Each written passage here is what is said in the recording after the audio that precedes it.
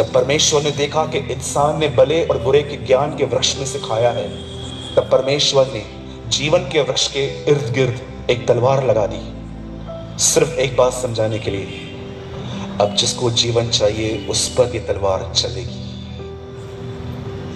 यीशु मसीह ने कहा, मैं इस पृथ्वी पर शांति के लिए नहीं, पर मैं इस पृथ्वी पर तलवार चलाने आया हूं।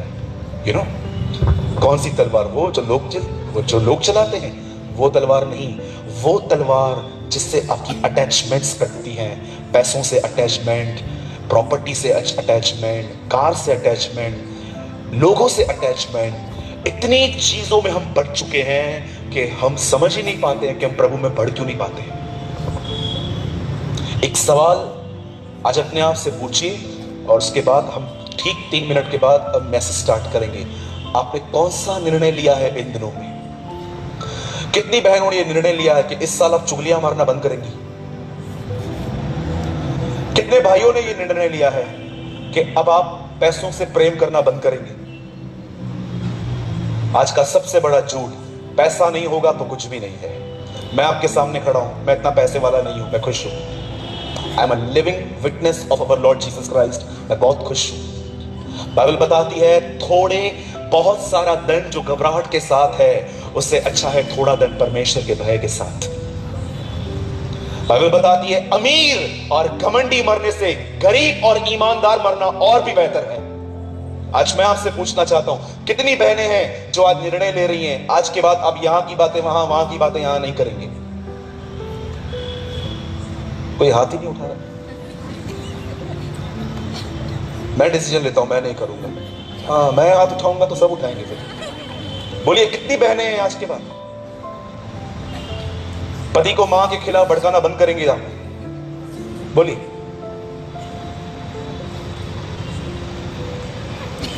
यहां देखिए, यहां देखिए। कितने जवान लोग हैं जो निर्णय ले रहे हैं, आज के बाद लड़कियों को चर्च में लाइन मारना बंद करूंगा।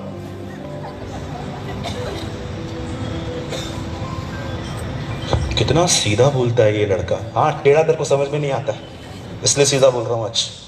बोलिए, कितने भाई लोग हैं आज के बाद हर बहन को पूरी पवित्रता से बहन समझेंगे?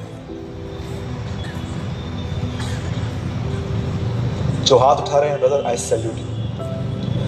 जो नहीं उठा रहे हैं, थोड़ी देर रुक जाओ, प्रभु बात करेगा। कितने प्रचारक भाई हैं जो निर्णय ले रहे हैं, अब ऑफरिंग से ज्यादा यीशु मसीह के जीवन के विषय में प्रचार करोगे?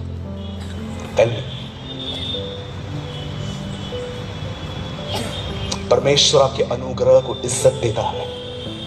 और अगर आप आज ये निर्णय लोगे, आज का जो वचन चलेगा, और उसके बाद अगर आपको लगता है कि हाँ ब्रदर, आज मैं निर्णय लूंगा कि मैं जो आप मुझे सिखा रहे हैं मैं उस पर लर्न करूंगा, मैं यीशु मसीह के नाम से कहता हूं। हो सकता है आप बड़े प्रचारक न बनो, मैं भी नहीं बनना चाहता हूं कोई बड़ा प्रचारक।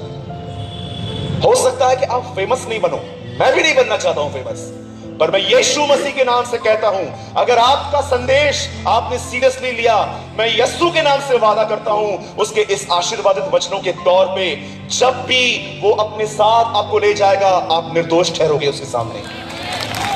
You become a blameless person। वो आपको पहचानेगा, वो आपको जानेगा। और मैं आपसे कहना चाहता हूं, मसीह जीवन का 90% प्रतिफल मरने के बाद है।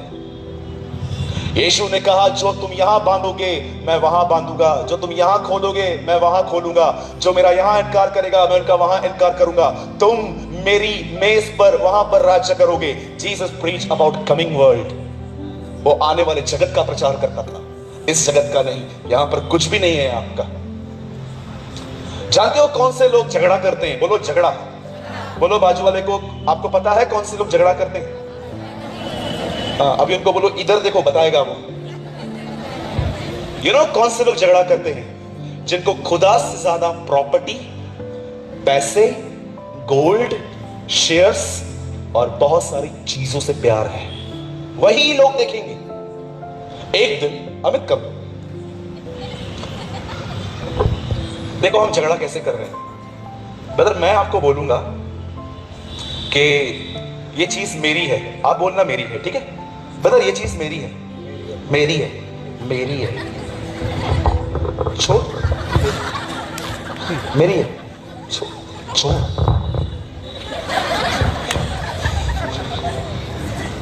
मेरी है पे झगड़ा होता है ना, और किसमें होता है? अब आप देखो फिर से कर रहे हैं, मतलब फिर से करो, मतलब ये चीज मेरी है, ठीक है, चलो आपकी खत्म। ये प्रॉपर्टी मेरी है, ये प्रॉपर्टी मेरी है, क्या करेंगे? एक दिन हमारे चर्च में कॉटेज मीटिंग हुई। जिस बहन के घर में मीटिंग हुई, उस बहन ने नेक्स्ट डे मुझे कॉल किया, आगे से हम कॉटेज मीटिंग मेरे घर पे नहीं करेंगे। मैंने बोला क्यों? कल मीटिंग में कुछ बच्चे आए थे, उन्होंने हमारे घर की दीवारों पे कुछ लिख लिया है। कभी कभी आप लोगों की कोई चीज खराब कर दो, वो डिस्टर्ब हो जाते। मेरे घर पे ये सब क्यों? दीवारों की आराधना कब बंद करेंगे हम लोग? अरे क्या हुआ उसने किया तो? और आज की जनरेशन मोबाइल के साथ इतनी अटैच्ड है, इतनी अटैच्ड है। मैं आपको एक सच्चा वाक्य बताता हूं। एक लड़का था, वो सोया हुआ था, उसका नाम रोहन था। उसने मां को बोला, मां सवेरे उठाना, मुझे कॉलेज जाना है। मां ने कहा ठीक है बेटा, मैं उठा लूंगी। सवेरे 6 बजे, रोहन, ए रोहन, हाँ बेटा उठ, 6:45 हो गए हैं, कॉलेज जाना है। हाँ उठ, मैं सोता। 6 बज गए। रोहन, रोहन, हाँ उठ जा बेटा, कॉलेज जाना है। हाँ मैं उठता हूं। 6:15 बजे। रोहन उठना, क्या कर रहा है तू? पानी गर्म करने के लिए रखा है। अरे मैं उठता हूं। 6:30 तक नहीं उठ रहा था। तब उसका छोटा भाई आया और मां को परेशान होते हुए देखा। बोला मां क्या हुआ? अरे ये उठ नहीं रहा है। उससे बोला मां मैं 1 मिनट में इसको उठाऊं? बोला मुझसे तो नहीं उठ रहा है, तू उठा के देख। बोलता है मां आजा, मैं तेरे को भी सिखा देता हूं उसको कैसे उठाना है। बोला नहीं, बता बता क्या करना है। कान में जाके बोलता है, रोहन सुन, फोन मम्मी के पास है और उसको पासवर्ड पता चल गया है। कुत्ते की तरह उठा। यू नो, एक आदमी मर पर गया, पतरस मिला उसे, बोला कहां जाना है? स्वर्ग के नरक। उसने बोला मोबाइल और इंटरनेट दे, मैं किधर भी सेट हो जाऊंगा। आजकल कुछ लोग आप देखेंगे ना, अपने फोन से इतने ऑक्यूपाइड हैं, हर 5 मिनट में।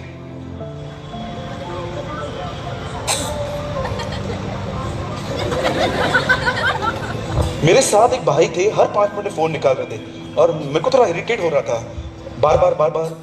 तो मैंने उनको बोला भाई फोन आएगा तो रिंग बजेगा।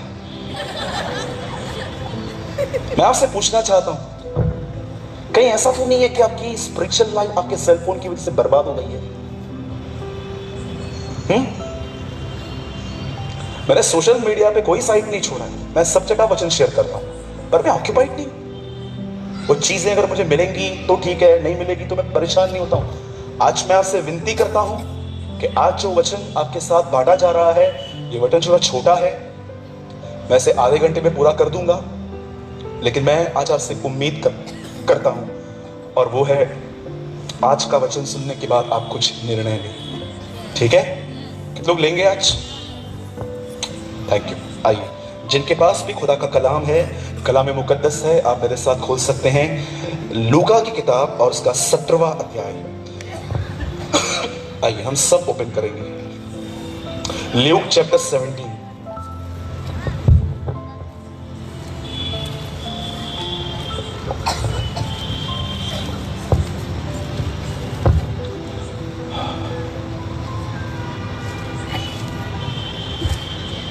अगर आप हिंदी बाइबल लाए हैं तो लूका रचित सुसमाचार, इंग्लिश लाए हैं द गॉस्पेल ऑफ ल्यूक, और अगर आप उर्दू पढ़ते हैं तो लूका की इंजील 17वां अध्याय 17 चैप्टर। और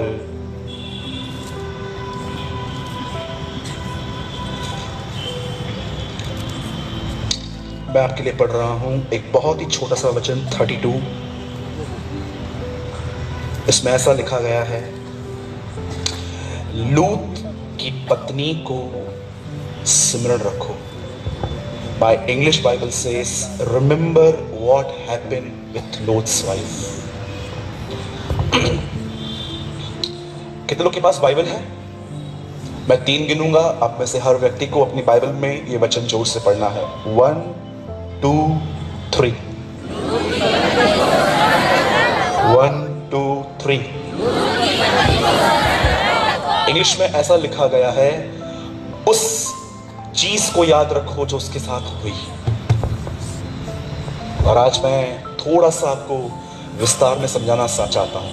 लिसन वेरी केयरफुली। यहां पर यह नहीं लिखा गया है कि एक दिन शैतान सांप के बेस में हवा के पास आया और उसने हवा को डिसीव किया और हवा ने आदम को फल खिलाया। तो यहां पर वचन आता था, हवा को याद रखो जिसने अपने पति को फॉल होने में उसकी मदद की। यहां पर यह नहीं लिखा गया है कि पोतीफर की पत्नी को सिमरण करो जो यूसुफ को जबरदस्ती व्यभिचार में गिराने की कोशिश कर रही थी। बाइबल ऐसा बताती है, एक दिन यूसुफ को एक औरत ने देखा, वो मैरिड वुमेन थी, और बाइबल ऐसा बताती है उसने यूसुफ के हाथ को पकड़ा और कहा, चल मेरे साथ, कम ले on me with on my bed. और वो कहता है, नो मैं ये नहीं कर सकता। यहां पर ऐसा नहीं लिखा गया है कि पोतीफर की पत्नी को याद करो। यहां पर यह भी नहीं लिखा गया है कि दलीला को याद करो कि कैसे उसने यहोवा के अभिषिक्त शिमशोन को गुनाह में गिराया। आप सभी जानते हैं एक ऐसा व्यक्ति था शिमशोन, was a mighty warrior। एक ऐसा समय था कि वो इतना ताकतवर था कि 1000 लोगों को मारता था, पर एक तरफ वो इतना कमजोर था कि एक लड़की के सामने अपने लूपहोल्स खोलता था। यहां पर यह नहीं लिखा गया है कि शिमशोन की दलीला को याद करो, न यहां पर यह लिखा गया है कि हवा को याद करो, न यहां पर यह लिखा गया है कि पोतीफर की पत्नी को याद करो, और न यहां पर यह लिखा गया है इजबेल को याद करो जिसके कारण एलिया भागा। बाइबल ऐसा बताती है इजबेल प्रभु के लोगों पे जादू टोना करती थी। ऐसा लिखा गया है कि उसने पता नहीं कितने नबियों को मार डाला था, उसने बहुत सारे निर्दोष लोगों को मारा था, और उसने अंत में एलिया को भी एक धमकी दी कि मैं उस तिपस्वी एलिया को मार दूंगी, और लिखा गया है एलिया भागा था। यहां पर यह भी नहीं लिखा गया है कि इजबेल को सिमरण करो। न बाइबल यहां पर यह कहती है हेरोदिया को सिमरण करो कि कैसे उसने यूहन्ना बपतिस्मा दाता की गर्दन कटवाई। ये जितने भी नाम मैंने लिए, ये बाइबल की सारी दुष्ट औरतें थी। ये एक ऐसी औरतें थी जिन्होंने हमेशा परमेश्वर के राज्य को नुकसान पहुंचाया था। पर क्यों बाइबल इनके विषय में कुछ बात नहीं करती है नए नियम में, पर वो कहती है लूत की पत्नी को याद करो। ऐसा क्या क्राइम था उसका, ऐसा क्या गुनाह था कि परमेश्वर ने, जब यीशु मसीह से पूछा गया, उसके चेलों ने, जब रसूलों ने, जब शागिर्दों ने उससे पूछा कि तेरे दोबारा आने का और जगत का क्या चिन्ह होगा, तो उन चिन्हों में उसने एक बात यह भी कही थी, लूत की पत्नी को सिमरण करो। मैं आज आपको बताना चाहता हूं क्या था इस लेडी में, और मुझे पूर्ण विश्वास नहीं, पर मैंने अपनी आंखों से देखा है जो लूत की पत्नी ने किया वो आज हमारी कलीसियाओं में भी एग्जैक्ट होता है, बिल्कुल। बाइबल ऐसा बताती है एक समय था जब तेजोमय परमेश्वर इब्राहिम के ऊपर प्रकट हुआ।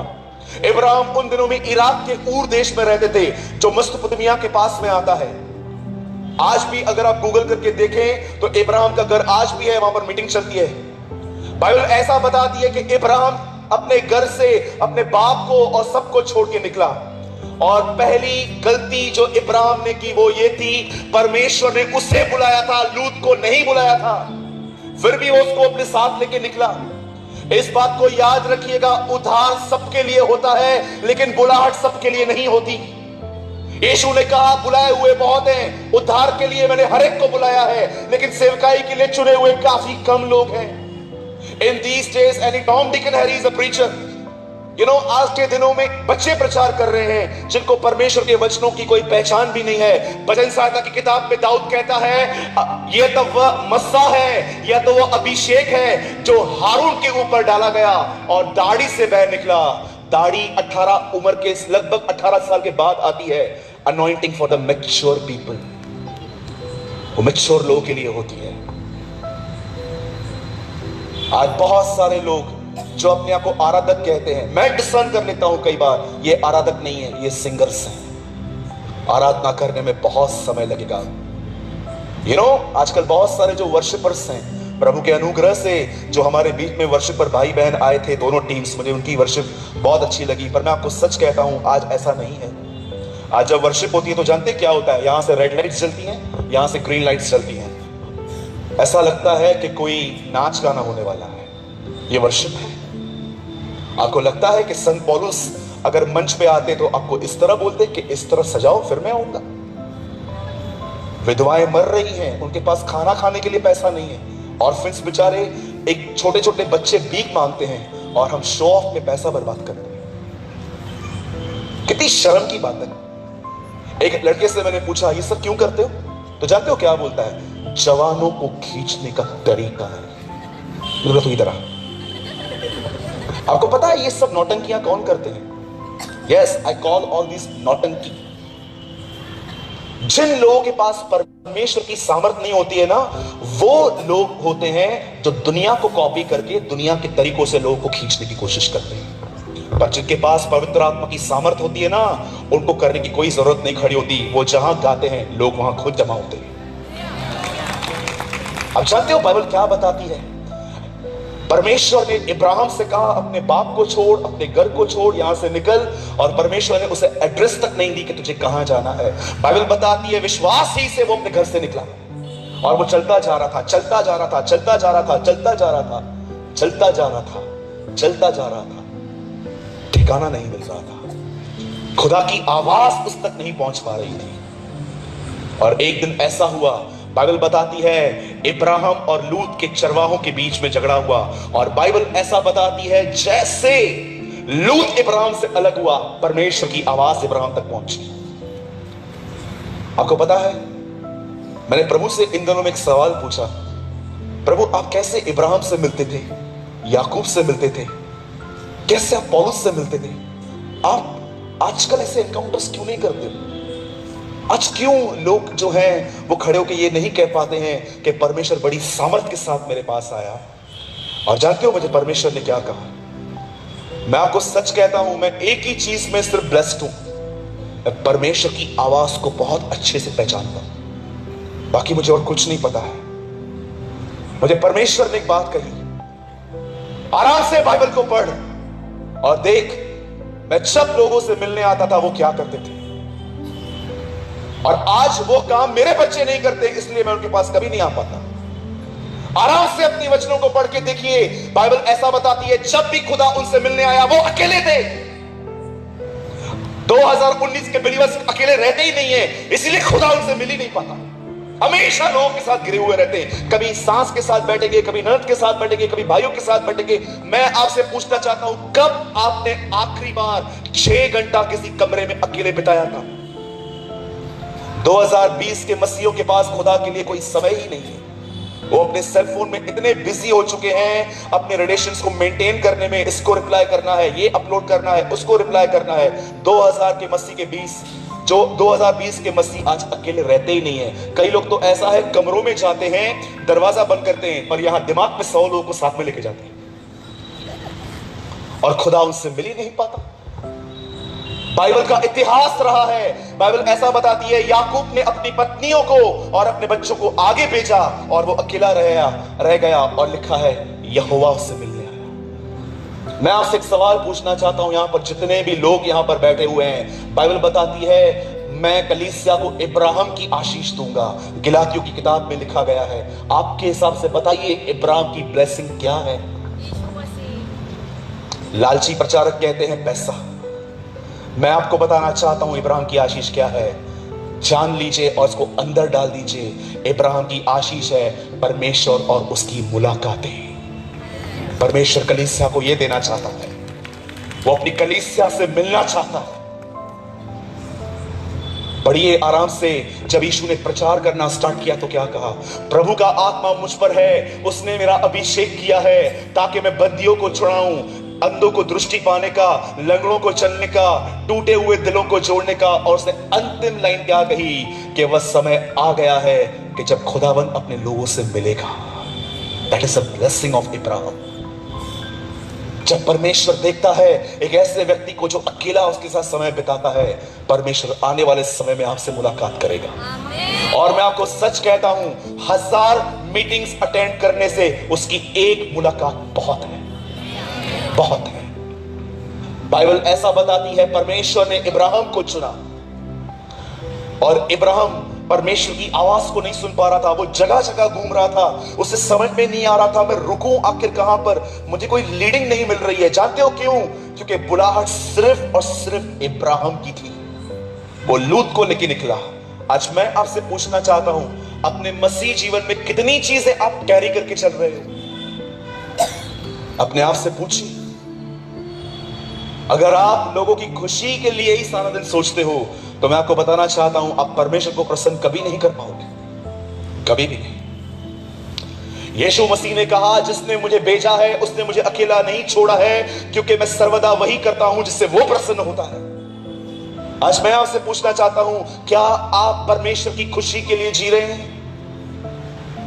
जैसे बाइबल बताती है इब्राहिम और लूत की प्रॉपर्टी इंक्रीज होने लगी, बड़ी होने लगी। बाइबल ऐसा बताती है उन दोनों के चरवाहों के बीच में झगड़ा हुआ। और जानते हैं इब्राहिम क्या बोलता है? सुन लीजिए प्रॉपर्टी लवर्स, जिनको अपने घर की दीवारों से बहुत प्यार है, जिनको अपनी घड़ियों से बहुत प्यार है, अपनी गाड़ियों से बहुत प्यार है। अब जानते हो इब्राहिम क्या बोलता है? हे बंधु, माय ब्रदर। सोचिए कितनी बड़ी बात है। वो उम्र में उससे कई साल बड़ा था। वो ऐसा कह सकता था मैं अंकल हूं, वो कहता है नहीं मैं तेरा भाई हूं। पढ़ सकते वहां लिखा है, वो कहता है लूत हम दोनों भाई हैं, हम दोनों के बीच में झगड़ा हो ये अच्छी बात नहीं है। अब एक काम कर, तू राइट साइड जाएगा तो मैं लेफ्ट साइड जाऊंगा, तू लेफ्ट साइड जाएगा तो मैं राइट साइड जाऊंगा। आपने पढ़ा है ना ये वचन? इब्राहिम क्या बोलने की कोशिश कर रहा है? जो तुझे अच्छा लगे तू वो ले ले, जो तुझे अच्छा नहीं लगे वो मैं ले लूंगा। कहां हैं ऐसे लोग? आइए, जितने बड़े बड़े भाई लोग बैठे हैं यहां पर उम्र में, मैं आपसे पूछना चाहता हूं, जो प्रॉपर्टियों की बात में एक दूसरे से झगड़ा करते हैं, आपने कहा ऐसा? कभी आपने इस विषय में सोचा कि जब प्रभु मूसा से मिला तो मूसा से उसने अपना परिचय क्या दिया?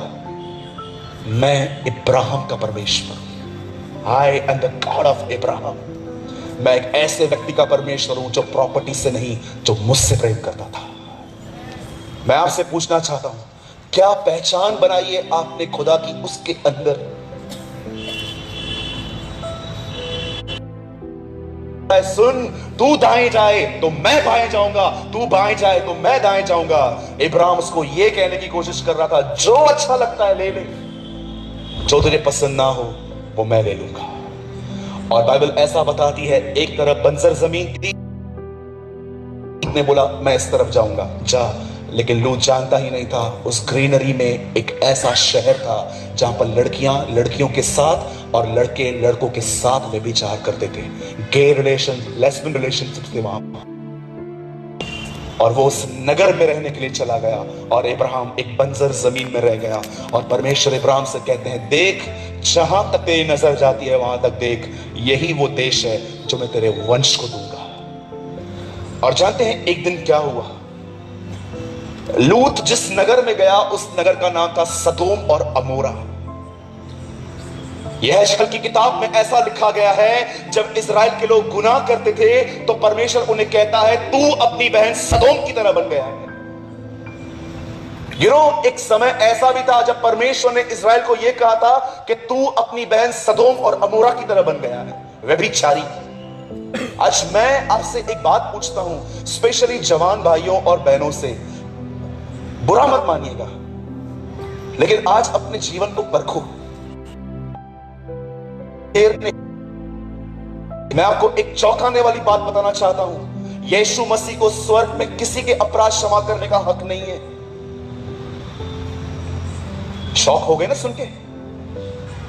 इन वचनों में लिखा गया है, एक आदमी था, वो लकवे का मारा हुआ था, उसे ऊपर से नीचे उतारा गया।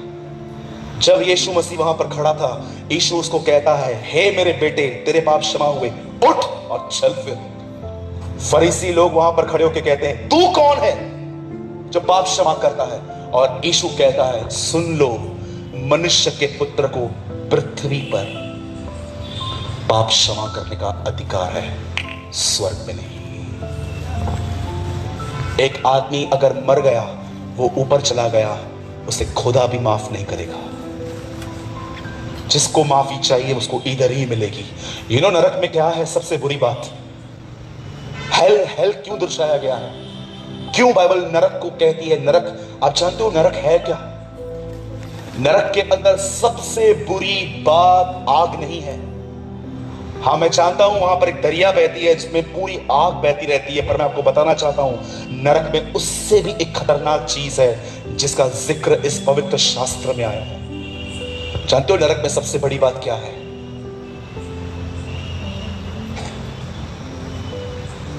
नरक में परमेश्वर की उपस्थिति नहीं है।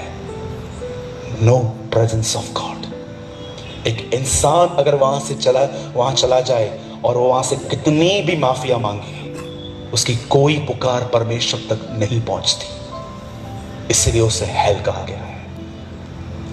यीशु मसीह के बाद अगर मैंने किसी को नरक का प्रचार करते हुए सुना था तो वो बिली ग्राहम को सुना था, जो सबसे अधिक अपने प्रचारकों में नरक का प्रचार करते थे।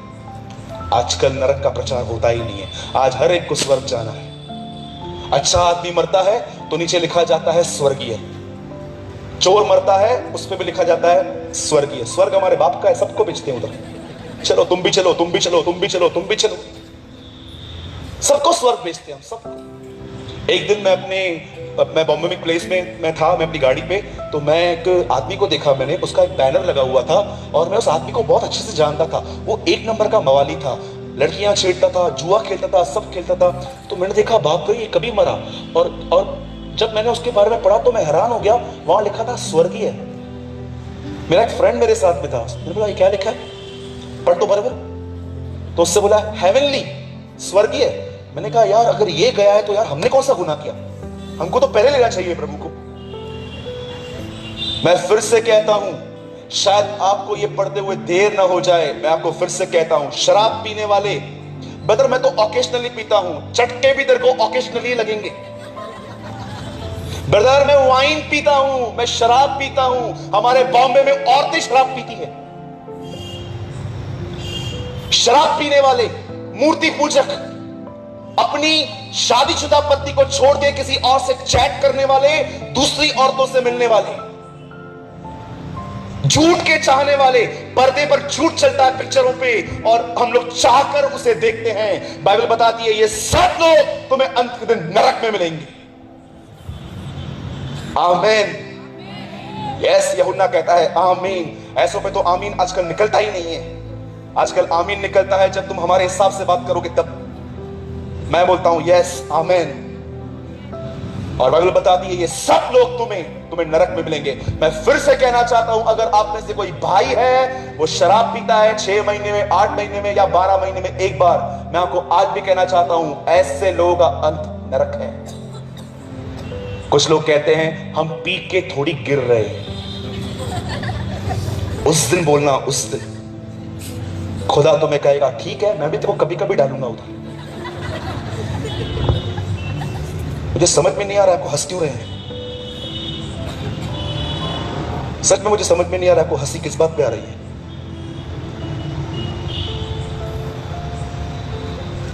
बाइबल ऐसा बताती है वो सदोम और अमोरा में गए। लड़कियां लड़कियों से पाप कर रही थी, लड़के लड़कों से पाप कर रहे थे। हमारे बॉम्बे में एक प्लेस है कॉल अंधेरी, वहां पर एक लड़की ने रिसेंटली एक लड़की से शादी की। उसकी फैमिली ने उसको पकड़ के मारा, पीटा, मत कर, क्या कर रही है, तेरा वंश कैसे बढ़ेगा। ओ शट अप। अपनी मां को ऐसे बोल रही थी मैं करूंगी। आप सोचिए इंसान इतना गिर चुका है। ये तो एक लॉफुल सेक्स होता है हस्बैंड और वाइफ के बीच में, आज ये हो गया है। अरे एब्रॉड में तो लोग जानवरों के साथ पाप करते हैं। सोचो इंसान आज जानवरों की लेवल पे आ चुका है। कितनी शर्म की बात है। मैं आपसे पूछना चाहता हूं जितने जवान भाई और बहनें बैठे हैं, मैं पूरे आदर, मैं आपका आदर करता हूं। आज मैं गुस्से की नहीं, मैं आपको प्रेम से आपको मैं एक बात पूछना चाहता हूं, क्या आपकी लाइफ प्योर है? आइए मैं आपसे पूछता हूं, आर यू प्योर?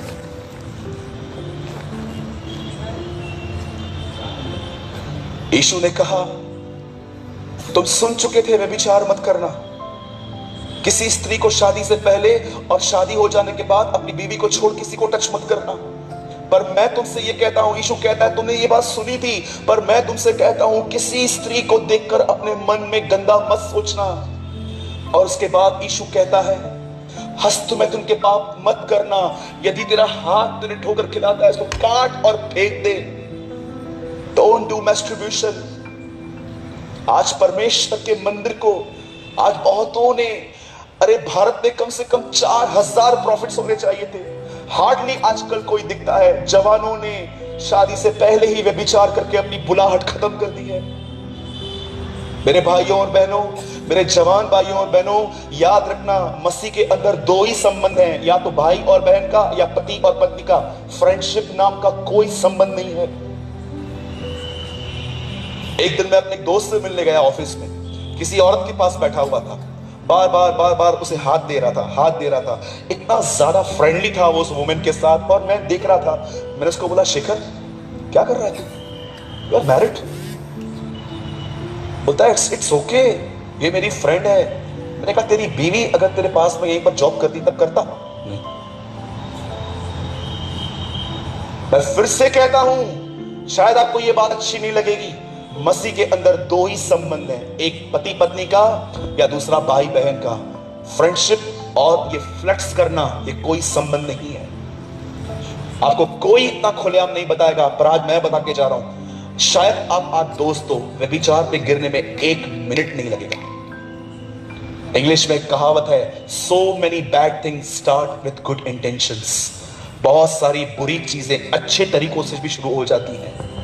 आप जानते हो बाइबल क्या बताती है? सदोम और अमोरा एक ऐसा ही देश था, वो वहां पर रहने के लिए लग गया, और एक दिन परमेश्वर ने देखा कि जब इस नगर की बुराई इतनी ऊपर हो गई है, इतनी बढ़ गई है कि अगर मैंने इस नगर को नाश नहीं किया तो इनमें से निकलने वाली जो जनरेशन है वो इतना गुनाह करेगी कि हो सकता है कि आने वाले थिंग्स में लोग भीतरी कपड़े पहनना भी बंद कर देंगे, वो पूरी तरह से नंगे घूमेंगे। और परमेश्वर ने डिसाइड किया कि वो उस नगर को नाश करेगा।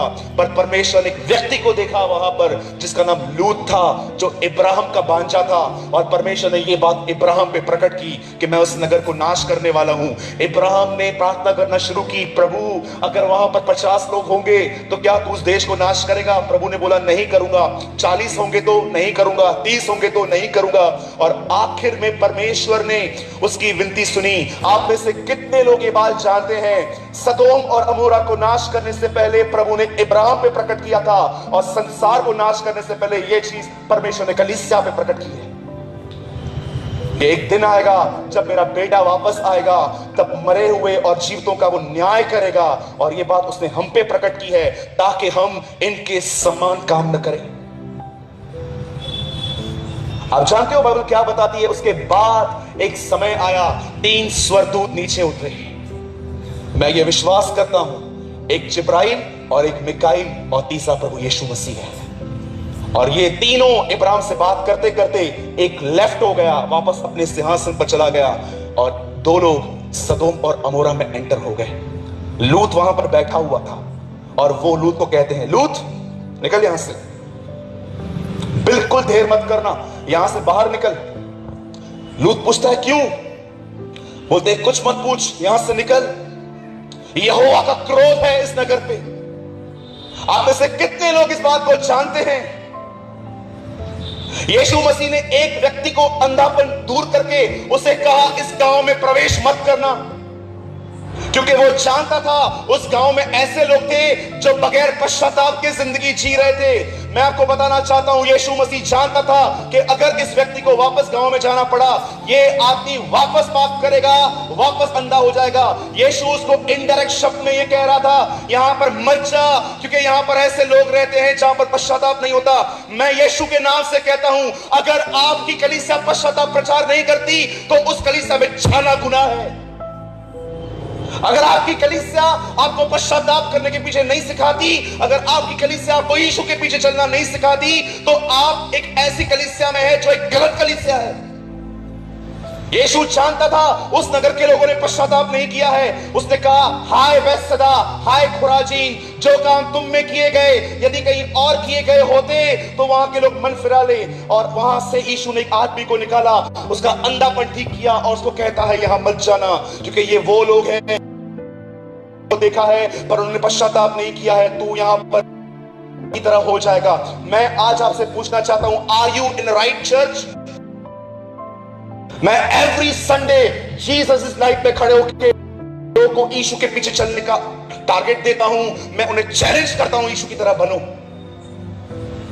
आज बहुत सारे जो लोग हैं वो इस बारे में जानते ही नहीं है। यू नो इस पवित्र शास्त्र की आखिरी आज्ञा क्या है? मेरे लोगों, बेबीलोन से बाहर निकलो, निकलो उन मरी हुई कलीसियाओं से बाहर और उन लोगों के साथ संगति करो जो खुदा के साथ चलते हैं, जो खुदा के पीछे चलते हैं। निकलो मरी हुई डिनोमिनेशन से बाहर। डेड और ड्राई रिलीजन कहती है बाइबल उन्हें। Yes, dead and dry religion, एक मरा और सड़ा हुआ धर्म। उस कलीसिया में जाओ जहां पर उसके पुत्र के जीवन का प्रचार होता है, जहां पर आपको यीशु की तरह बनने के लिए टीचिंग दी जाती है। क्या होगा सबसे अगर मैं ऐसा बोलूंगा तो? कुछ लोग बकबक करेंगे, इसको क्यों बुलाते हो? Who cares? कौन फिक्र करता है वापस आने की? मैं आपको खुश करने के लिए नहीं आया हूं, मैं सच्चाई बोलने आया हूं। ग्रहण करो आपकी मर्जी, नहीं करो आपकी मर्जी। जो सत्य है वो सत्य है। आपको क्या लगता है यीशु मसीह को इसलिए क्रूस पे चढ़ाया गया क्योंकि उसने 5000 लोगों को खाना खिलाया था, दुष्ट आत्मा निकाली थी, बीमारों को चंगा किया था? जानते हो वो लोग क्या बोलते हैं उसको पकड़ के? ये इंसान सबत के दिन को, हमारी रीतियों को नहीं मानता, इसीलिए उसे मारा गया। आज कहां भी जाओ सब लोग कहते हैं जो प्रचार करना है कर लो, don't touch our traditions. Oh, I will touch, but I will touch. कहां लिखा है? मुझे एक जगह बताओ बाइबल में कहां लिखा है मरियम की पूजा करनी है? Show me in one place. कहां लिखा है about hosiery? Tell me, show me, मैं भी फॉलो करूंगा। मैं डिनाई नहीं करता कि मैरी एक गॉडली वुमेन नहीं थी। यस, मैं मानता हूं कि वो भी एक गॉडली वुमेन थी। वही गॉडली वुमेन लूका की किताब में कहती है, मेरा प्राण मेरे उद्धारकर्ता की बड़ाई करता है। एक पापी ही उसे उद्धारकर्ता कहता है, पापों से छुड़ाने वाला। मरियम खुद बताती है मैं गुनहगार हूं, लेकिन रोमन कैथोलिक भाई बहन उसकी आराधना करते हैं, उसकी मूर्तियां रखते हैं। कहां लिखा है? कहां लिखा है? मार्टिन लूथर ने उनसे पूछा था 500 साल पहले, कहां लिखा है ये सब? इंडिजेंस के नाम पे जब वो दंगा करते थे कलीसियाओं में खड़े होकर, वो उनसे पूछता है कहां लिखा है ये सब? वो कहते हैं मरियम ने एक विनती की थी, याईर, मरियम ने एक विनती की थी उससे और यीशु ने उसकी सुनी। मार्टिन लूथर ने कहा फिर एक काम करो, यीशु ने याईर की विनती सुनाई, उसको भी मानो। फिर मजाक बना के रख दिया। कभी कभी यू नो लोग हमसे हम लोग को लिए क्या बोलते हैं पता है? बाहर बोलते हैं ये लोग इतने भटे हुए हैं, समझ में ही नहीं आता है कि यीशु पर विश्वास करके जाए कहां पर। रोमन कैथोलिक में जाएं, प्रोटेस्टेंट्स में जाएं, यहां जाएं, वहां जाएं, माता मरियम में जाएं, यहां जाएं, पिता जाएं, कहां जाएं? वो हैरान हो गए हैं हम लोग को देखकर कि एक ही खुदा है, 1 लाख डिनोमिनेशन है। आपको नहीं लगता है कि कंफ्यूजन निकलने चाहिए और एक ही कलीसिया बनने चाहिए जिसमें उसको आदर मिल सके, जिसमें उसको महिमा मिल सके? बस अभी क्रिसमस आएगी, कैरल निकालेंगे, लड़के लड़कियां मस्त वहां पर लाइन मारेंगे, एक दूसरे को डांस करेंगे, घर पे चले जाएंगे। और यीशु का जन्म आजकल लोगों के लिए एंटरटेनमेंट बन चुकी है। Entertainment, just entertainment. My brothers and sisters, be serious, be a true Christian. अगर ये मीटिंग तुम्हें आज नहीं उठा पाई ना, मुझे नहीं पता है फिर तुमको कौन उठाएगा। यू नो बाइबल क्या बताती है? वो दोनों स्वर्गदूत वहां पर गए और लूत को बोलते यहां से निकल। जैसे लूत निकल रहा था, बाइबल ऐसा बताती है, उसे आज्ञा मिली पीछे मत देखा, और उसकी पत्नी ने पीछे देखा और बाइबल कहती है वो नमक का खंबा बन गई। क्यों लिखा गया है? याद करो, याद करो उसको। क्या अर्थ है नमक का खंबा बनने का? अब मैं आपको बताता हूं और 5 मिनट में मीटिंग पूरी कर दूंगा। जानना चाहते? जब प्रभु ने उससे कहा आगे बढ़ और वो पीछे मुड़ी, वो नमक का खंबा हो गई। अब जानते हो क्यों बाइबल ऐसा बताती है? इस चीज को याद रखो। जब बाइबल कहती है आगे बढ़ो, इसका मतलब है अपने पुराने स्वभाव को छोड़कर दिन प्रतिदिन अपने सृष्टिकर्ता के स्वभाव में आओ। लेकिन जो लेडी ने पीछे देखा, वो नरक का खंबा, वो नमक का खंबा बन गई। आपको पता है उसकी ग्रोथ रुक गई, वो खत्म हो गई। आज मैं आपसे पूछना चाहता हूं, क्या आप इस बात को जानते हैं जब बाइबल ऐसा बताती है पीछे मत देख, इसका मतलब जो कुछ खुदा ने तुझे छुड़ा दिया है उस चीज को वापस मत उठा। आज मैं एक सवाल यहां पर बैठे हुए हर व्यक्ति से पूछना चाहता हूं, आइए मुझे उत्तर दीजिए। प्रभु में आने के बाद दिन प्रतिदिन आप नम्र बन रहे हैं कि आप डे बाय डे घमंडी बनते जा रहे हैं? अपने आप से पूछिए, कहीं ऐसा तो नहीं है कि आप बपतिस्मा ले चुके हैं पर अभी तक आपके अंदर आपका पुराना स्वभाव जारी है? जॉन वेस्ली ने अपनी किताब में लिखा, जो तुम अंधेरे में हो तुम वो रियल हो, जो तुम उजाले में हो वो रियल नहीं है, वो एक्टिंग है। मैं आपसे पूछना चाहता हूं, क्या आप दिन प्रतिदिन अपने सृष्टिकर्ता के स्वभाव में बढ़ रहे हैं? कितने लोग हैं यहां पर? अरे मैं आपको सच कहता हूं, मैं झूठ बोलता था ना, मैं आपको सच कहता हूं, मुझे बॉम्बे में लोखंडवाला में अपना एक बंगला, अपना एक घर होता था, मेरे पास कार होती थी, मेरे घर पे बहुत सारी लग्जरियस चीजें रहती थी, पर मैं आपको सच बोलता हूं, मैंने कभी इन चीजों के साथ कॉम्प्रोमाइज नहीं किया। इसीलिए बहुत सारी संसारिक वस्तुएं मेरे पास नहीं है, पर मैं आपको बताना चाहता हूं, भले ही मेरे पास सोना चांदी नहीं है, मेरे पास यीशु मसीह है। हर जीसस। आज बहुतों के पास सोना चांदी है, जीसस नहीं है। सब कुछ है, मैंने अपने बच्चे के लिए LIC भरी है, मैंने अपने बच्चे के लिए ये किया है, बहुत अच्छी बात है, प्रेज द लॉर्ड। बाइबल भी कहती है फ्यूचर प्लान करो, पर मैं आपसे एक सवाल पूछना चाहता हूं, कहीं ऐसा तो नहीं है कि आपका जो भरोसा है वो पैसों पर है? मैं आपको सच कहता हूं, हो सकता है कि आपके घर में जब कोई बीमार पड़ता हो तो डायरेक्ट आप किसी बड़े हॉस्पिटल में उसको एडमिट करने की कोशिश करते हो, पर मैं आपको बताना चाहता हूं, जब मेरे घर पे कोई बीमार पड़ता है ना, मैं हॉस्पिटल के लिए नहीं सोचता हूं, क्योंकि मैं आपकी तरह इतना अमीर नहीं हूं। मैं सबसे पहले उसे पुकारता हूं, क्योंकि मैं जानता हूं वो चंगा करेगा। और ये मेरी गवाही है, मैं बहुत बार विदाउट डॉक्टर मैं ठीक हो चुका हूं।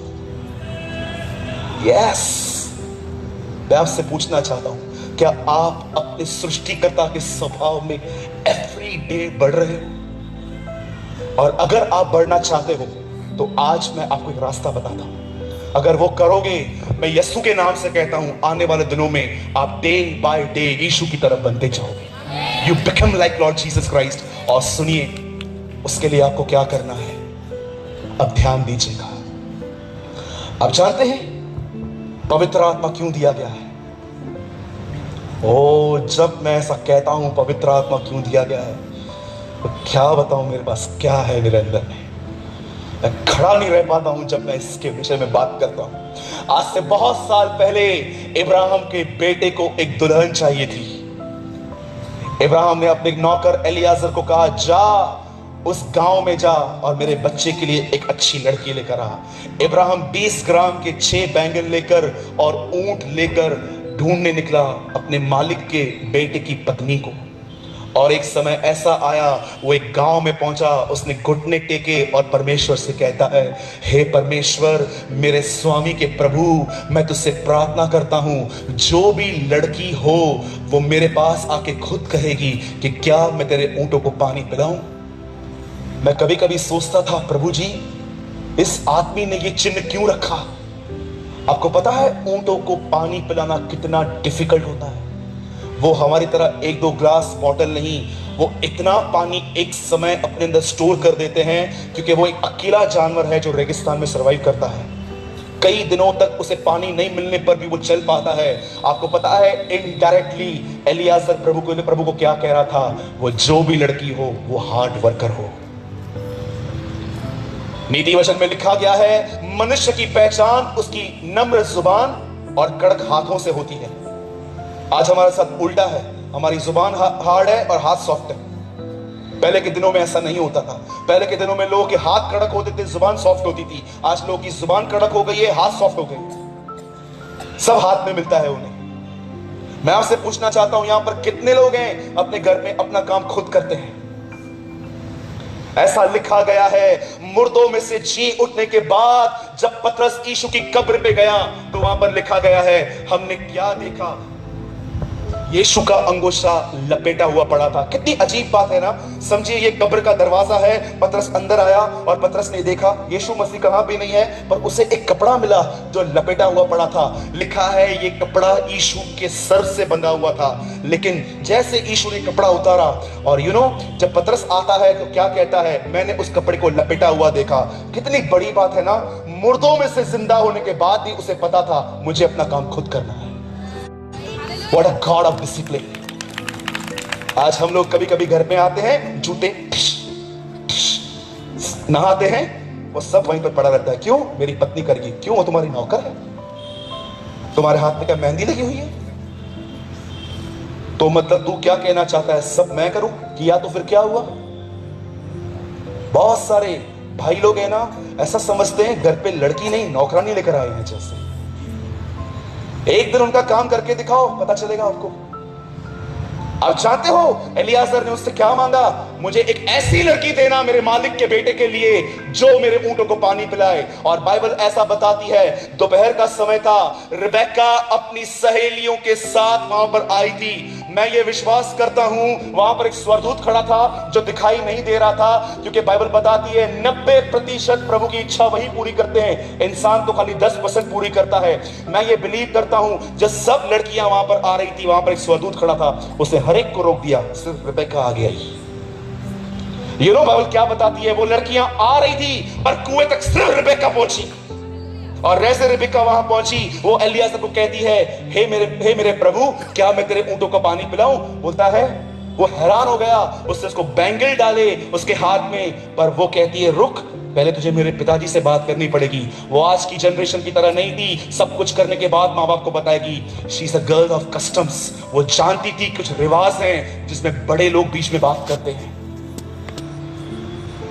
और वहां से लड़की लेकर एलियाजर उस ऊंट पे, जिस ऊंट को उसने पानी पिलाया था, उन ऊंटों पे वो उसको लेके जा रहा था अपने स्वामी के घर में। आप में से कितने लोग इस बात को जानते हैं, जैसे इब्राहिम को अपने बेटे के लिए एक दुल्हन चाहिए थी, इसलिए उसने एलियाजर को भेजा, वैसे ही परमेश्वर को अपने बेटे के लिए दुल्हन चाहिए, इसलिए उसने पवित्र आत्मा कलीसिया पे भेजा है। मैं आपको बताना चाहता हूं, यदि आप में से कोई भी ऐसा व्यक्ति है जो अपने सृष्टिकर्ता के स्वभाव में चलना चाहता है, धीम, नम्र, pure, gentle, Holi, blameless, long suffering, जो पवित्र आत्मा से परिपूर्ण होके, मैं आपको बताना चाहता हूं एक ही रास्ता है अपने परमेश्वर के स्वभाव में चलने का। मैं आपको बताना चाहता हूं एक ही रास्ता है, पवित्र आत्मा से परिपूर्ण हो जाओ। वो पवित्र आत्मा ही है जो आपके जीवन को बदल सकता है। बड़े दुख के साथ मैं आपको कहना चाहता हूं, पुराने नियम में लोग यहोवा परमेश्वर को नहीं जानते थे। जब ट्रिनिटी का पहला पर्सन इस पृथ्वी पर था, लोगों ने उसे नहीं पहचाना। जब पहला पर्सन ऊपर चला गया, दूसरा पर्सन जीसस आया, लोगों ने उसे भी नहीं जाना। और जब वो ऊपर चला गया, आज उसका थर्ड पर्सन हमारे बीच में है, लोग उसे भी नहीं जानते। मैं आपसे पूछना चाहता हूं, कितने लोग हैं जो प्रभु के सामने आंसू बहाते हैं, फास्टिंग करते हैं और कहते हैं, प्रभु मेरे गुस्से की वजह से मेरे बहुत सारे संबंध खराब हुए हैं, मुझे इस गुस्से पर विक्ट्री दे। पवित्र आत्मा के लिए लिखा गया है, वो एक सहायक है, वो एक मददगार है, वो मदद करता है हम सबकी। हमारे पुराने स्वभाव से निकलकर हमें वो यीशु के स्वभाव में लेके जाता है। और जानते हो वो किन्हें भरता है? वो किन्हें अपने आप से भरता है? मैंने कल भी कहा था, मैं आज भी कहता हूं, जब परमेश्वर को इस सृष्टि को बनाना था, जब उसको पेड़ पौधे बनाने थे, उसने पृथ्वी से बात की थी, हे पृथ्वी तुझ में से फल उठे। जब उसे मछलियां बनानी थी तो उसने समुद्र से बात की थी, हे समुद्र तुझ में से मछलियां निकले। लेकिन जब परमेश्वर को मनुष्य बनाना था, उसने खुद से बात की थी, आओ हम मनुष्य बनाए। आप जानते हो, मछली पानी से निकली, खत्म हो जाती है, पेड़ जमीन से उखड़ा खत्म हो जाता है। तुम प्रभु की उपस्थिति से दूर हो जाओ, तुम सूख जाओगे, आप ड्राई हो जाओगे। और मैं आत्मा में देख भी पा रहा हूं, यहां पर बहुत सारे पेड़ बैठे हैं, पेड़ जिनके अंदर सिर्फ ग्रीनरी है, कोई फल नहीं है, सिर्फ ग्रीनरी। बाइबल साथ में लेकर आए हैं, नो फ्रूट्स। कितने लोग हैं मुझे पता है, आप मॉर्निंग में अपनी नींद खराब करते हैं और घुटनों पर आके खुदा से कहते हैं, प्रभु मेरे स्वभाव की वजह से तेरा बहुत अनादर हुआ है। लोग मेरे को देख के, कुछ लोग ऐसा कहते हैं कि ये सही मसीह नहीं है। प्रभु तू मुझे बदल। मैंने बहुत कोशिश की दूसरों को बदलने की, सांस को बदलने की, इसको बदलने की, अब नहीं। चेंज मी। आप जानते हैं जब वो यरूशलेम में गया तो पहली चीज उसने क्या की? आप में से कितने लोगों ने ये बात नोटिस की है बाइबल को पढ़ते समय? जब यीशु 30 साल के बाद, वो कभी भी यरूशलेम में पूरी रात नहीं टिका था, और जिस रात वो टिका उस रात वो अरेस्ट हो गया।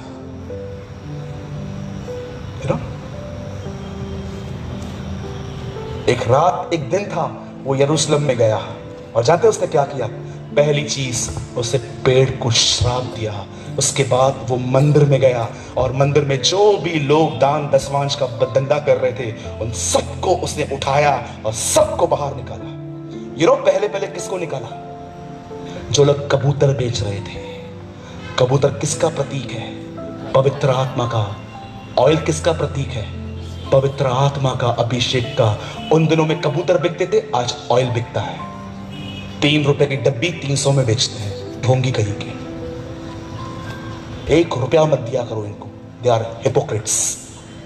गरीब को तो इससे अच्छा। मैं अपनी कलीसिया में हमेशा कहता हूं, अगर तुम्हारे हाथ में ऑफरिंग है और तुम कलीसिया की तरफ आ रहे हो प्रभु के भवन में डालने के लिए, और तुम किसी को ऐसे को देख रहे हो जो भूखा नंगा बैठा है, 1 रुपया चर्च में मत लाना, पहले उसको खिलाओ, बाद में देख लेंगे। यीशु मसीह ने नहीं कहा मेरे पीछे चल तुझे स्वर्ग में धन मिलेगा, उसने कहा अपना पैसा गरीबों को दे और मेरे पीछे चल तुझे स्वर्ग में धन मिलेगा। बाइबल कहती है, मैं नहीं। मैं आपसे पूछना चाहता हूं, कितने लोग हैं यहां पर पवित्र आत्मा से भरने के लिए कीमत चुकाते हैं? कैथरीन कुलमैन, एक परमेश्वर की महान दासी, अपने प्रचार में कहती है, इससे पहले कि मैं यीशु का प्रचार करूं, उससे पहले मैं 1000 बार मरती हूं। फिर से कहूं, एक परमेश्वर की दासी 19वीं सदी में अपनी किताब में लिखती है, इससे पहले कि मैं यीशु के लिए कुछ बात करूं, उससे पहले मैं 1000 बार मरती हूं। मेरे भाइयों और बहनों, इस बात को याद रखना, अगर तुम चाहते हो कि तुम्हारे अंदर यीशु दिखे तो तुम्हें मरना होगा। फिजिकली नहीं, अपने गंदे स्वभाव में। इससे पहले कि मैं वाइंड अप करूं, एक चीज आपको बोलना चाहता हूं। एक दिन लोग यीशु से मिलने आए, उनके चेलों से उनकी मुलाकात हो गई। वो कहते हैं, हे महाशय, ओ सर, हम यीशु को देखना चाहते हैं। बोलो देखना, जोर से बोलो देखना। उन्होंने ये नहीं कहा कि हम उससे मिलना चाहते हैं, वो कहते हैं हम उससे देखना चाहते हैं। अंद्रियास और फिलिपुस अंदर गए और यीशु सामने बैठे थे, और उनको कहते हैं, स्वामी, ग्रीक्स आर देयर, यूनानी लोग आए हैं और वो तुझे देखना चाहते हैं। जानते हो यीशु ने क्या किया?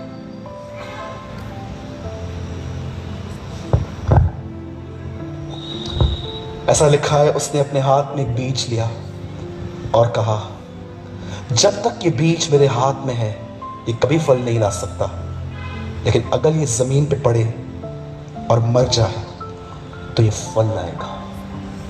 सवाल पूछा गया है, वो तुझे देखना चाहते हैं। उत्तर आ रहा है, अगर ये मरेगा नहीं तो उसमें फल नहीं आएंगे। सवाल क्या है, जवाब क्या है? सालों तक स्टडी करने के बाद मुझे पता चला इस सवाल का यही जवाब। यीशु को वो लोग कहते हैं वो तुझे देखना चाहते हैं, यीशु कहता है वो देखना चाहते हैं ना, ये करो, वो तुम्हारे अंदर मुझे देख लेंगे।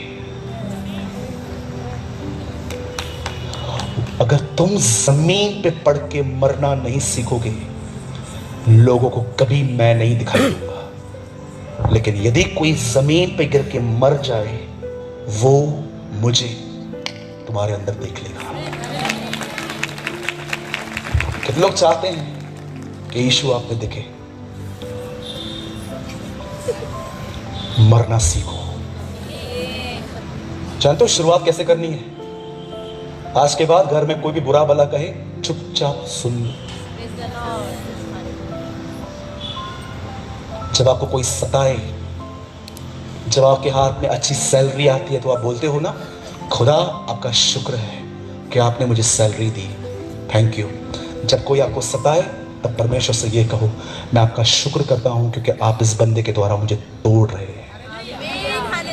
कहेंगे? जो नहीं मरे हुए हैं वो दूसरों को मारते हैं आजकल, यू नो। अगर अपने सृष्टिकर्ता के स्वभाव में, अपने स्वभाव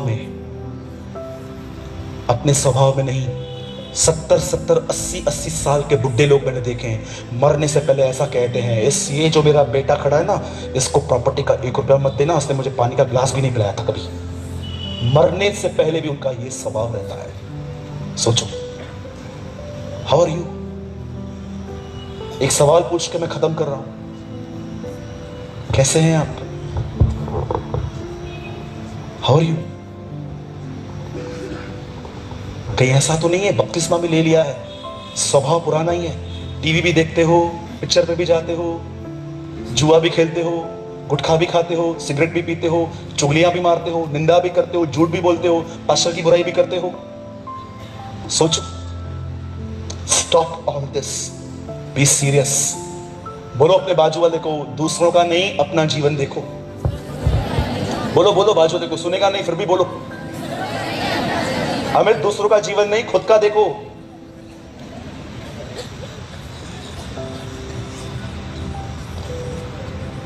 आपको क्या लगा था मैं आपको यह बताऊंगा कि वीजा कैसे लगेगा?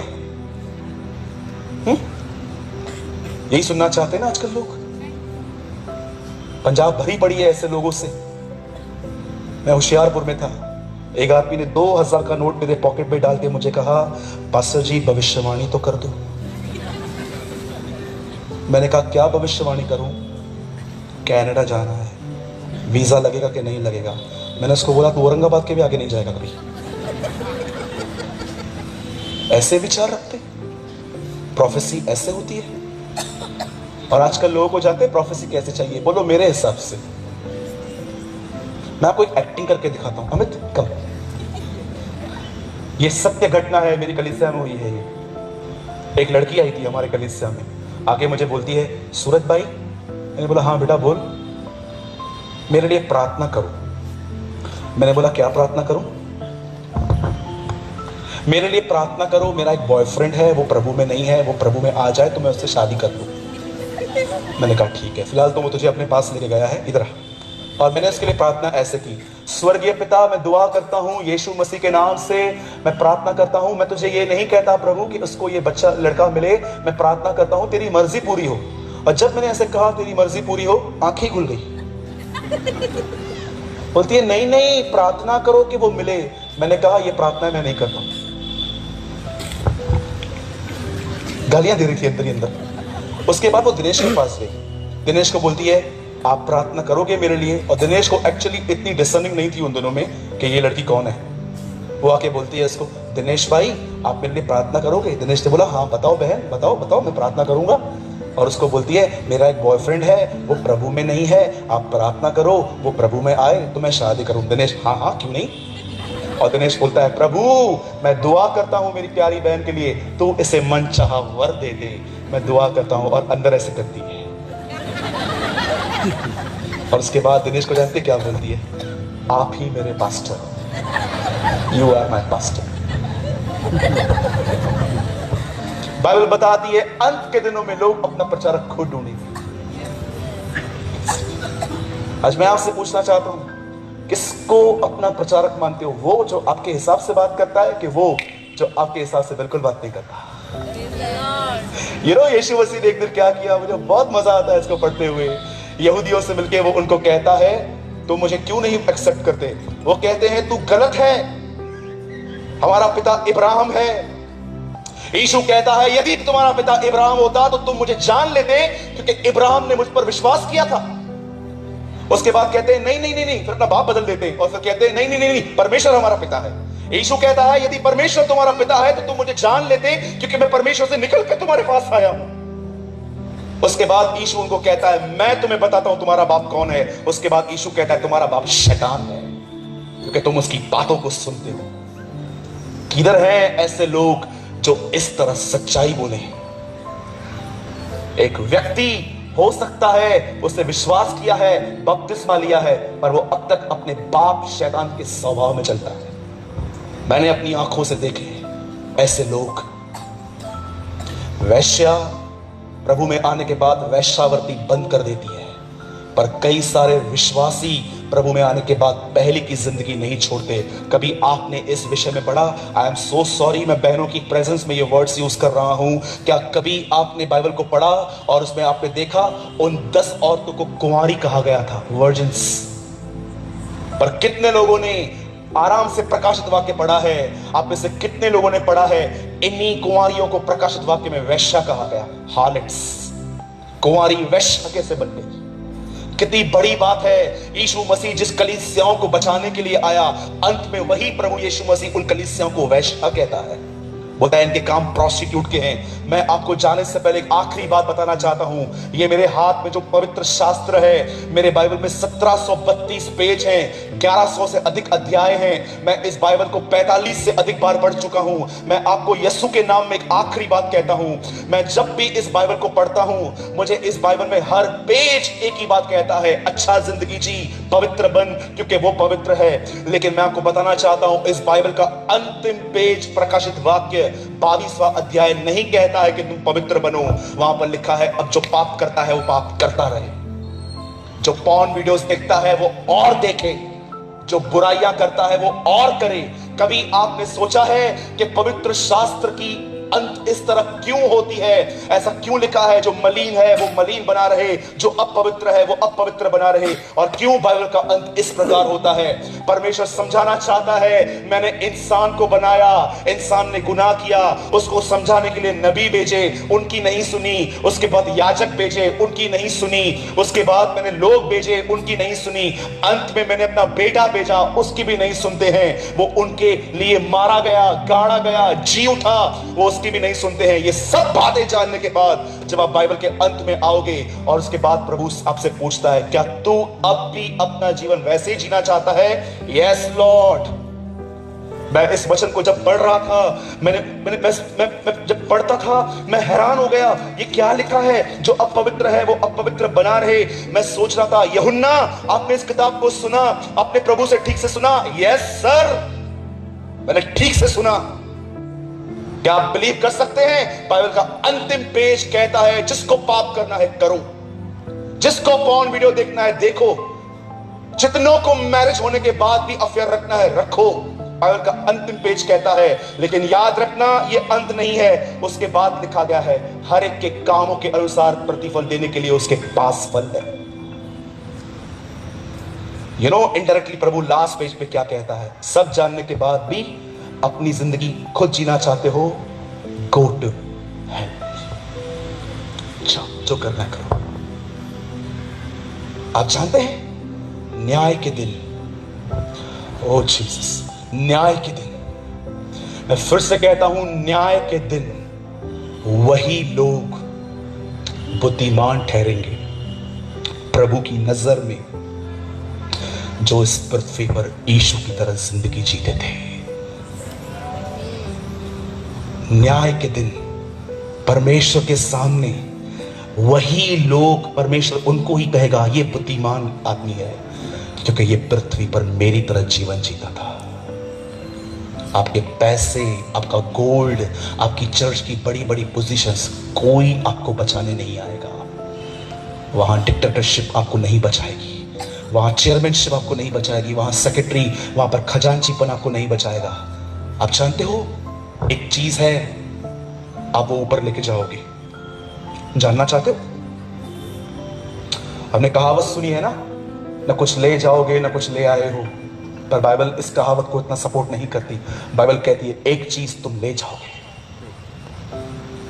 जानना चाहते हैं? उनके काम उनके साथ हो लेंगे। रेवलेशन लिखा है जो उन्होंने किया है उनके साथ जाएगा।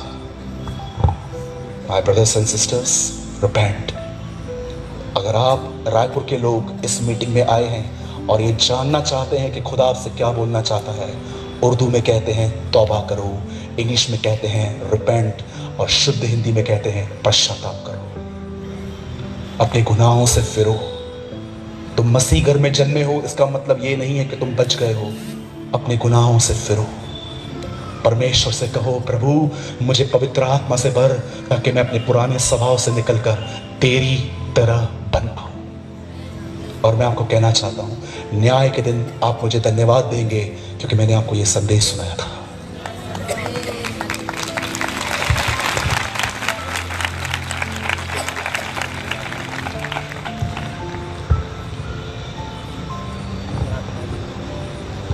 आइए हम अपनी जगहों पे खड़े हो जाएं। और मैं भाई जो आराधना कर रहे थे, मैं चाहता हूं आप ऊपर आइए। मेरे भाइयों और बहनों, खुदावंद आपसे मोहब्बत करता है, और आप में से आज बहुत सारे जो लोग हैं वो उनसे कहता है, मेरे बेटे मेरी बेटी, दूसरों की जिंदगी नहीं अपनी जिंदगी देख, तू कहाँ है, तू क्या करता है, तू क्या कर रही है। मेरे भाइयों और बहनों, मैं अपनी आत्मा में आप में से बहुत लोगों को देख पा रहा हूं, और मेरा दिल टूट रहा है इस बात को देख कर के आप में से बहुत सारे लोग एक्टिंग करते हैं, उनके जिंदगियों में कोई खास बदलाव नहीं है, लेकिन आप सिर्फ एक्टिंग करते हैं अपने पास्टर के सामने। आप बहुत अच्छे से जानते हो कि आप कौन हो, आप मसीह की तरह नहीं बन रहे हो, आप सिर्फ एक एक्टिंग भरी जिंदगी जी रहे हो। आज परमेश्वर आपको कहता है, क्या जितना तू लोगों को दिखाता है तू पवित्र है, क्या तू उतना पवित्र है? तू मुझ में रहकर भी अपने पुराने स्वभाव में चलता है। जवान लड़कियों को फ्रेंड रिक्वेस्ट भेजता है, वह विचार करता है, तेरे मन के अंदर बहुत गंदी गंदी वासनाएं चलती हैं। कुछ लोगों के पैसे लेकर तूने उनको वापस नहीं किया है। यदि आज आप में से यहां पर कोई भी है जिसको ऐसा महसूस हो रहा है कि ब्रदर मैंने बपतिस्मा ले लिया है, लेकिन मैं अपने पुराने स्वभाव में ही हूं, लूत की पत्नी की तरह मुझे आगे चलने के लिए कहा गया था, लेकिन मैं फिर से पीछे देखना शुरू कर देता हूं, अपनी जगहों को छोड़ के आगे आइए। मैं आपके लिए दुआ करूंगा कि परमेश्वर आपके बंधनों को तोड़े। अगर आपको यह महसूस हो रहा है आज कि हाँ, यह वचन मेरे लिए था, I am just doing acting brother, मैं सिर्फ एक कलाकार बन चुका हूं, मैं सिर्फ अपने बिहेवियर को मॉडिफाई करता हूं कि मैं बदल चुका हूं, पर आज भी मेरे अंदर जो मेरा स्वभाव है वो मुझे पता है। I am just a corrupt person. Leave your place, come here. मैं विनती करता हूं, किसी को देखकर बताइए, पर अगर आपको लगता है कि हाँ ये मैं हूं जिसके विषय में आप बात कर रहे थे, मुझे नहीं पता है खुदा कब मुझे वापस यहां भेजेगा, लेकिन आज उसने मुझे सिर्फ आपके लिए यहां भेजा है। मेरा एक प्रोग्राम कैंसिल हुआ था यहां के लिए, क्योंकि ये उसकी मर्जी थी कि ये कलाम आप लोग सुन पाए। आज एक भाई ने नहीं, आज एक भविष्यवक्ता की आत्मा ने आपसे बात की है। मैं नहीं कहता हूं कि मैं एक प्रॉफिट हूं, मैं नहीं कहता हूं कि मैं एक प्रॉफिट हूं, मैं एक भविष्यवक्ता हूं, लेकिन आज मैं इतना जरूर कह सकता हूं कि मेरे ऊपर एक भविष्यवक्ता की आत्मा आई थी। अगर आपको आज ये महसूस होता है कि आप प्रभु में हैं, पर प्रभु आप में नहीं दिखता, अपनी जगहें छोड़ के आगे आइए। हम आज उसे पुकारेंगे, मैं आपके साथ पुकारूंगा, क्योंकि मैं अपने आप को भी जानता हूं कि मेरे अंदर मेरा स्वभाव क्या है। मत सोचिए कि आप कौन सी पोजीशन पर हैं, अगर आप आगे आ गए तो लोग आपको देख के क्या कहेंगे। अपनी पोजीशन से प्यार मत कीजिए। अगर आपको यह महसूस हो रहा है, हाँ ब्रदर आज का कलाम आज मेरे लिए था, मैं ही वो व्यक्ति हूं, बहुत अलग हूं मैं घर पे, और बहुत अलग हूं मैं अपनी कलीसिया में, और बहुत अलग हूं मैं अपने काम की जगहों पर। हर प्रकार की चीटिंग करता हूं, लोगों के पैसे लेकर मैंने उनको वापस नहीं किए हैं, मैंने घर बिगाड़े हैं, चुगलियां मारी हैं, प्रभु में रहने के बाद भी मैंने अपनी कलीसिया के अंदर गुनाह किए हैं। अपनी आंखों को बंद करिए, अपने हाथों को फैलाकर उससे दया मांगिए, Have mercy on me, O Lord। आइए उससे बात कीजिए।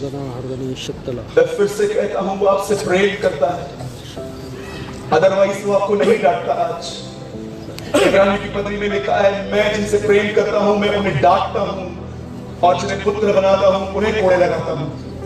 ये आज डांट नहीं थी, ये उसका प्रेम था हर एक व्यक्ति के लिए। परमेश्वर आप में से किसी को नाश होते हुए नहीं देखना चाहता, इसीलिए आज उसने आपको झिड़का है, आज उसने आपकी गलत कामों पे आपको प्रकट किया है। You are living a double life, you are doing just acting.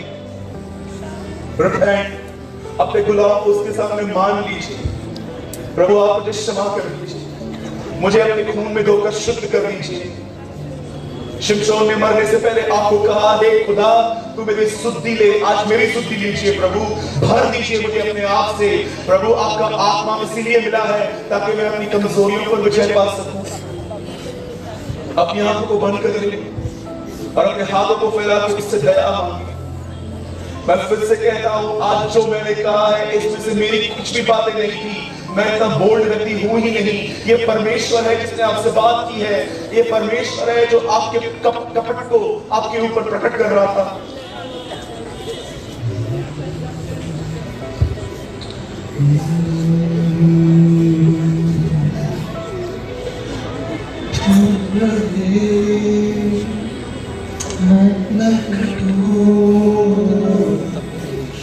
मेरे जीवन से तुझे मिले,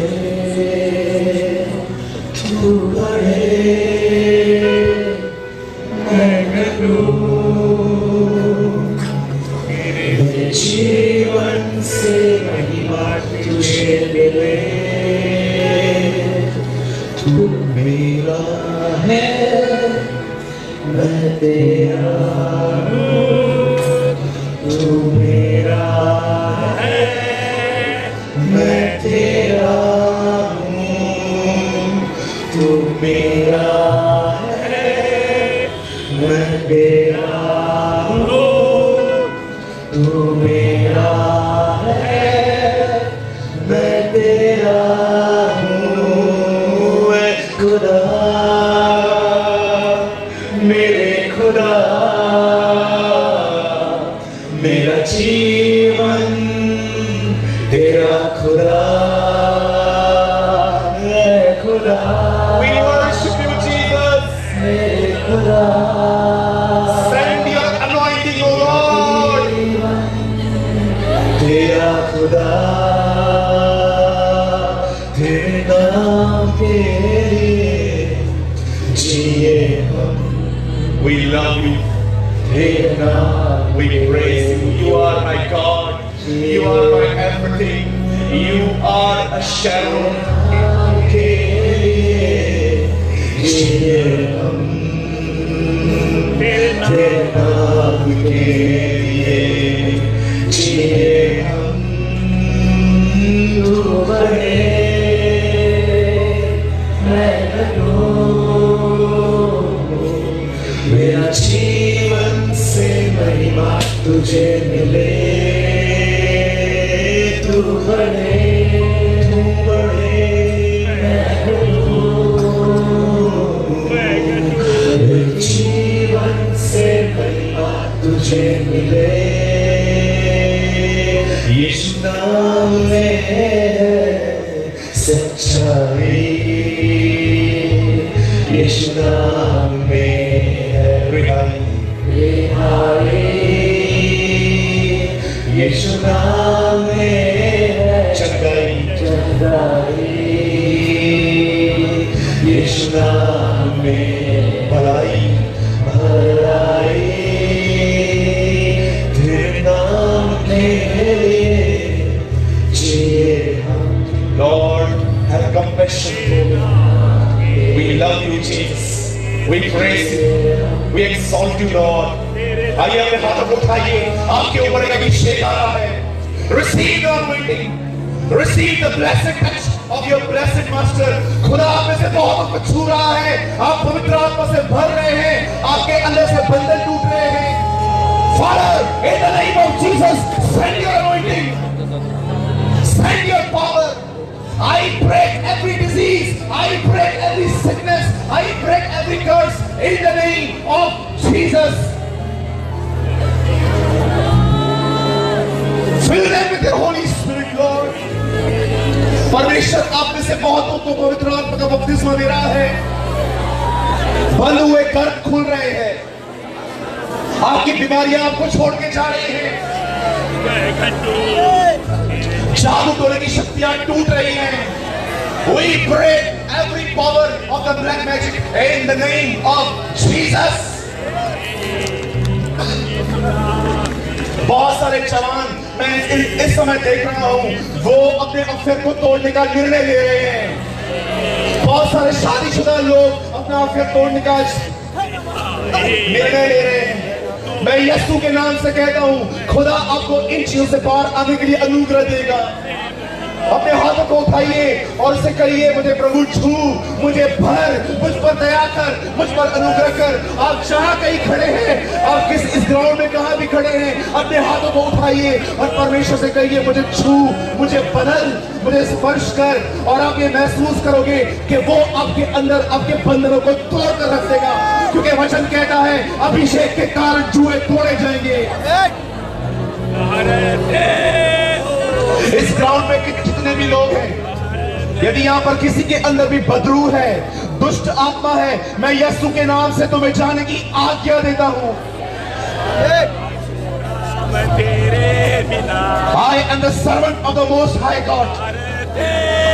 I cast you, every spirit, every demon. Listen to me. I am the servant of the Most High God. मैं यीशु के नाम से कहता हूँ, खुदा के लोगों को छोड़ के चले जाओ और दोबारा कभी मत आना। May the Son set you free, then you really free indeed. यदि पुत्र तुम्हें आजाद करे तो तुम आजाद हो जाओगे। आज खुदा आपको कहता है, आज तेरी मुक्ति का दिन है, आज तेरे उद्धार का दिन है। आज के बाद तू पहले के जैसा जीवन कभी नहीं जिएगा। We love you, Lord. We praise you, Jesus. Oh, Rabba Sikere, Rikaraba, Shakaraba, Rihendere, Sahandara, Sihendere. Lord, send your anointing, Lord. Send your power, Lord. In the name of Jesus Christ of Nazareth, यीशु मसीह नासरी के नाम से अपने उस काले मस्से को अपने लोगों के बीच में भेज। मैं ये विश्वास करता हूँ, पेंटिकॉस्ट के दिन गए नहीं हैं, पेंटिकॉस्ट के दिन आज भी जारी हैं, वो दिन आज भी जारी है। आइए अपने हाथों को उठाएं। इस ग्राउंड पे जितने भी लोग हैं, सब मेरे पीछे दुआ करें। हे पिता, मेरे परमेश्वर, मैं यीशु के नाम से तेरे पास आता हूँ। मैं मान लेता हूँ मुझसे गुनाह हुए हैं, पर मैं ये भी जानता हूँ तेरी दया मेरे गुनाहों से बड़ी है। मुझ पर दया कर, अपने लहू से मुझे धो दे, मुझे शुद्ध कर दे, मेरे दोहरे जीवन से मुझे छोड़ा। मैं आज एक नए सिरे से अपने जीवन की शुरुआत करूंगा। मेरा लक्ष्य पास्टर, प्रचारक, भविष्यवक्ता, प्रेरित बनना नहीं होगा। मैं सिर्फ एक तेरा सच्चा चेला बनना चाहता हूँ। लोग मुझे देखकर कहें, यह एक सच्चा विश्वासी है, ये वैसे नहीं चलता जैसे दुनिया चलती है। मैं यही सुनना चाहता हूँ और मैं विश्वास करता हूँ तू मेरे साथ है, तू मुझसे प्रेम करता है, तू मेरा साथ देगा। और मैं विश्वास करता हूँ इससे पहले कि तू बादलों पर आए, उससे पहले तू मुझे अपनी तरह बनाएगा। ये जगत तुझे बादलों पर बाद में, पर सबसे पहले वो मेरे अंदर तुझे देखेंगे। यीशु मसीह के नाम में आमीन, आमीन।